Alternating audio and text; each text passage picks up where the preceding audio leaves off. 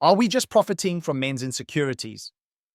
When I finally decided to go full-time teaching modern martial arts in 1998, I was so focused on making it that I spent little or no time thinking about the wider implications of what I taught. My academy was 99% men, and I gave them what they asked for: fighting skills. It was so successful that I built what was, at that time, the largest modern martial arts academy in South Africa with over 300 students. But I was also driven by my own trauma from childhood. Deep scars from parental neglect, a stint being homeless, straight into the military, then working as a doorman outside some of Johannesburg's most notorious nightclubs for several years. All of this culminated in a mindset of inner survival that materialized as an outer fight to be acknowledged, recognized, and respected. I hardly took notice of why guys were showing up to train with me, other than their stated desire to learn how to fight. My insecurity as a man drove me to prove myself, and I did it through my fighting prowess. Looking back now, I realize I was both dealer and addict in the economy of masculine insecurity, the paradox of physical victory. It was only later in my life, in my 40s, that I honestly started taking stock of my journey as a modern martial arts teacher for decades. As I grew as a person, as I educated myself, as I looked outside martial arts for answers, I finally came to understand the shortcomings of modern martial arts, focused purely on the effectiveness of the fight. Now shedding the shackles of my trauma, maturing as a teacher, I came to the realization that fighting, being a fighter, or framing oneself as such, was a mask of insecurity. The truth is, I hadn't lost in a very long time on the mat or the street, but the more I won through physical dominance, the less secure I felt. It was the ultimate paradox. The very thing that I thought would help me escape my deep inner insecurities as a man had made them worse, not better. This is why today I say, fighting without a healthy philosophy is simply inner violence towards oneself, no matter how neatly one tries to justify it as sport or otherwise. The sobering reality. As I came out of the fury that had driven me for decades, like someone finally sobering up after a lifetime of alcohol abuse, I could no longer stand the bravado displays in modern martial arts. The trash-talking fighters on the competitive stage, the peacocking, the constant need by so many men on the mat to prove their self-worth through dominating others in the name of "it's only a game." All I saw were the same bullies I feared growing up. The type of guys that drove my anxiety through the roof as I planned safe routes home from school. Bottom line, I saw their insecurities reflected in my own. I knew the drug because I had been hooked on it too.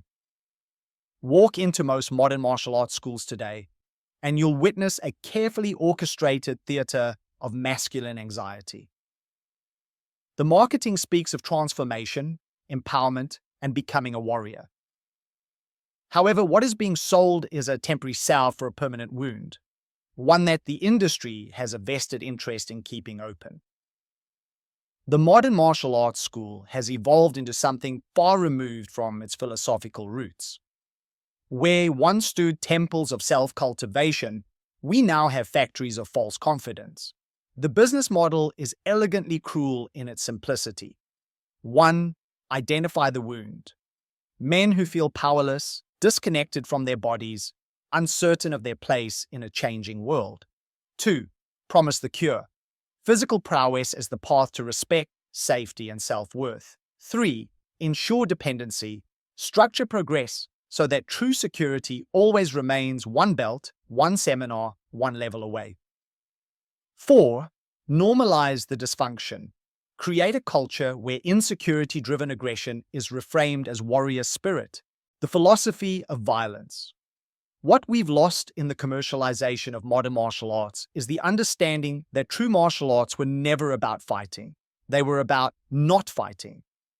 The old masters understood something profound. The person who needs to prove their strength is revealing their weakness. This isn't just for the old martial arts masters. The elders of the Khoisan, the original inhabitants of Southern Africa, viewed it in a similar way. Allow a successful hunter the opportunity to become boastful, and you allow for a man who begins to clamor for power And once there, his deep insecurities and his masculinity will become the seeds of tribal destruction. The answer, as the elders of the tribe often did, kill that young man's ego immediately.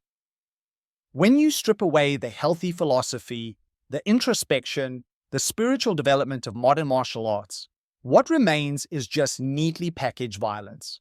And violence, whether directed outward or inward, is always a symptom of disconnection from the self.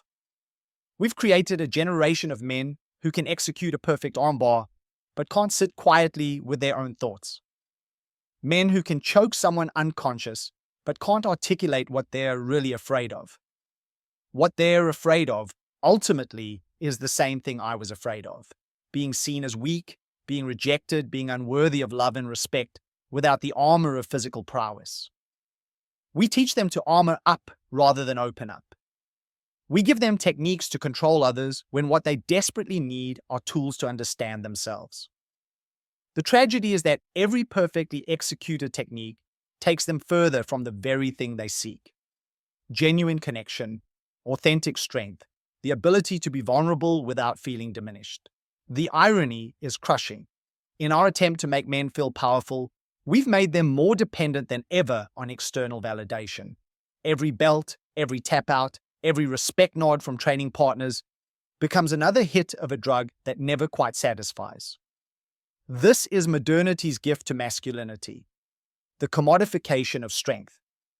In traditional societies, a man's worth was woven into the fabric of community, family, and purpose.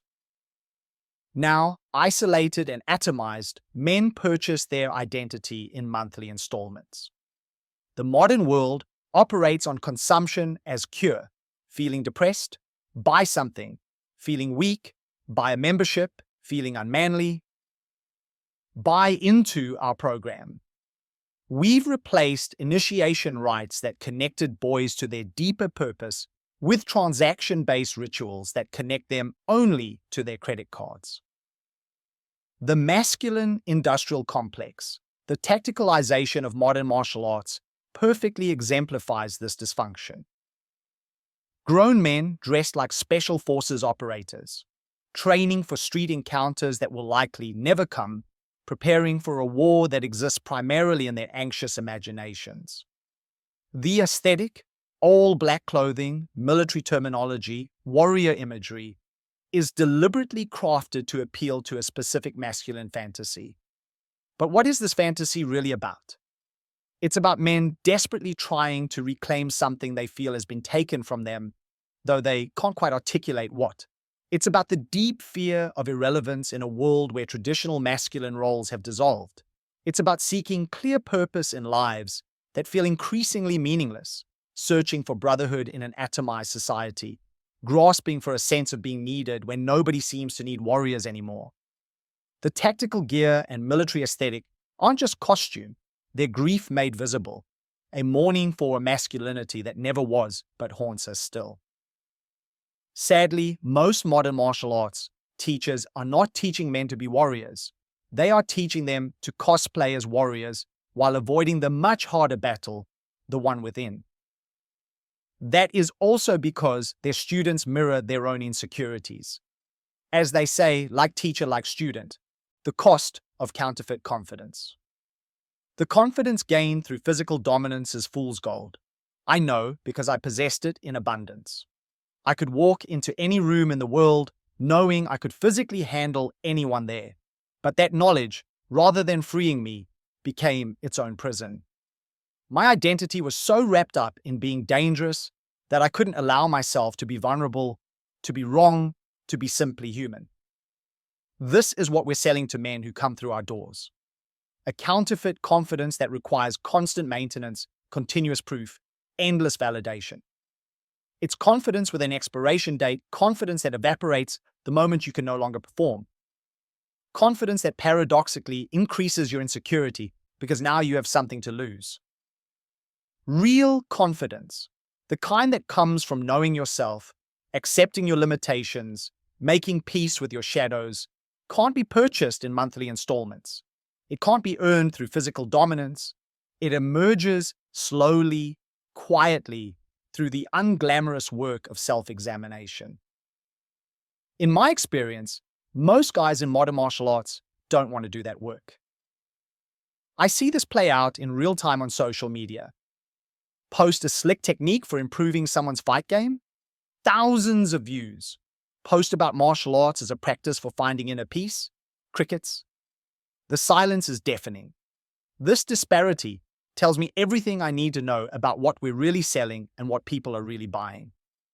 We've created a market that feeds on quick fixes for deep wounds, and everyone, teachers and students alike, seems content to keep the transaction superficial. It's no accident that in many of those timeless martial arts movies, the main character seeking out martial prowess is often told no by the master he seeks out. When, after much begging, he is allowed to enter the temple of martial artistry, he finds himself washing floors and carrying water up endless flights of stairs. When he is finally taught some fighting techniques, it is always balanced by what it means to embody power and stillness in a paradoxical state of never actually using what is learned unless honorably. These stories understood what we've forgotten. The real training isn't in the techniques, it's in the transformation of character. The floors aren't cleaned to frustrate the student, they're cleaned to teach humility. The water isn't carried to build strength, it's carried to understand service. The master's initial rejection isn't cruelty, it's wisdom, testing whether the student seeks power or understanding. Modern martial arts has inverted this completely. We say yes to everyone with a credit card. We promise fighting skills on day one, self-defense in a weekend. We've stripped away everything that made martial arts transformative and kept only what makes them profitable. Beyond the fight, the question isn't whether modern martial arts have value, they do. Physical training, discipline, community, the study of movement and strategy, all of these can contribute to human development. The question is whether we're honest about what we're really offering and why people are really buying. Are we helping men develop genuine strength, or are we monetizing their weakness? Are we teaching them to face their fears, or to punch at shadows? Are we building mindful warriors, or are we building consumers trapped in an endless cycle of inadequacy and temporary relief? The modern martial arts industry stands at a crossroads. We can continue down the path of commercialized masculinity, profiting from the very insecurities we claim to cure, or we can return to the deeper purpose of martial arts, the cultivation of human beings who are strong enough to be gentle, secure enough to be vulnerable, skilled enough to walk away from most fights. The hard truth. If your business model depends on men feeling perpetually inadequate, you're not a teacher, you're a dealer. And the product you're pushing is more addictive and ultimately more destructive, because it masquerades as medicine while deepening the disease. The men walking through our doors don't need another way to dominate. They need permission to stop fighting others, to stop fighting themselves, to stop fighting the truth of their own vulnerability. They need what I needed but couldn't find in all my years of physical victory, the strength to put down the mask. As teachers, we have a choice. We can continue to profit from masculine insecurity, building empires on the shaky foundation of men's fears. Or we can do the harder, less profitable work of helping men find what they are really looking for, not the ability to hurt, but the capacity to heal. Because in the end, the most dangerous person in the room isn't the one who can fight. It's the one who has nothing left to prove.